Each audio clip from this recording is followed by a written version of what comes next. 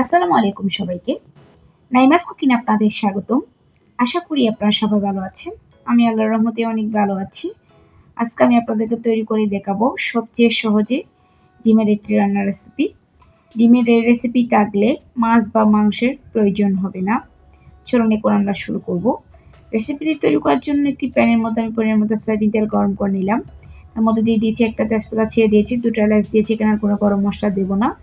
1 table চামচ পেঁয়াজ বাটা দিয়ে দিলাম, 1/2 টেবিল চামচ দিয়েছি আদা বাটা, 1 টেবিল চামচ দিয়ে দিয়েছি কাঁচামরিচ বাটা। এখানে আর কোনো মশলা ব্যবহার করব না আমি। আজকের রান্নাটা আমি রসুন ছাড়াই রান্না করব, সেজন্য রসুন বাটাটা দিইনি। প্রথমে তেলের মধ্যে ভালোভাবে মশলাগুলো ভেজে নিলাম। এভাবে বাছতে বাছতে এক পর্যায়ে যখন মশলাটা একটু ঘন হয়ে আসছে, এ পর্যায়ে দিয়ে দিচ্ছি স্বাদ মতো লবণ। আরও 2-1 মিনিট ভালোভাবে মশলাগুলো একটু কষিয়ে নিব। মশলা থেকে তেল ছেড়ে দিয়েছে, মশলাটা কষানো হয়ে গেছে। এখন আমি এর মধ্যে দিয়ে দিচ্ছি 1 কাপ তরল দুধ। কাপটা ধুয়ে আমি একটু পানি দিলাম। এরপর দিয়ে দিচ্ছি উপরে কিছু পেঁয়াজ বেরেস্তা, তারপর দিয়ে দিচ্ছি আমি 4টা ডিম দিয়ে দিচ্ছি এখানে। এখন আমি ঢাকা দিয়ে দুধটাকে শুকিয়ে নিব। দেখুন ডিমগুলো খুব সুন্দরভাবে হয়ে গেছে, দুধটা অনেকটা শুকিয়ে গেছে, এইটুকুই আমি জোর রাখবো।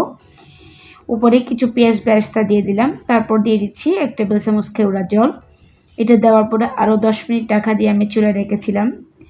এরপর দেখুন মাশাআল্লাহ দেখতে অনেক অনেক লোভনীয় দেখাচ্ছে, খেতে কিন্তু অসম্ভব রকমের টেস্টি। এরকম মশলা ছাড়া যদি আপনারা ডিমটা রান্না করতে চান, এভাবে করে রান্না করতে পারেন, খেতে কিন্তু অসম্ভব রকমের টেস্টি। আশা করি আজকের রেসিপিটা আপনাদের ভালো লেগেছে। আশা করি আপনারা বাসায় ট্রাই করবেন। যদি আমার এরকম সহজ রেসিপিগুলো আপনাদের ভালো লেগে থাকে, তাহলে অবশ্যই আমার চ্যানেলটি সাবস্ক্রাইব করবেন, পাশের নোটিফিকেশন বেলটি অন করে রাখবেন। যখন আমি নতুন কোনো ভিডিও আপলোড করব, তখন সাথে সাথে আপনাদের কাছে নোটিফিকেশনটি পৌঁছে যাবে। অবশ্যই আমার ভিডিওতে একটি লাইক করবেন। কোনো প্রশ্ন থাকলে আপনারা আমাকে কমেন্টস করে জানাতে পারেন। সবাই ভালো থাকবেন, সুস্থ থাকবেন, আমার জন্য দোয়া করবেন।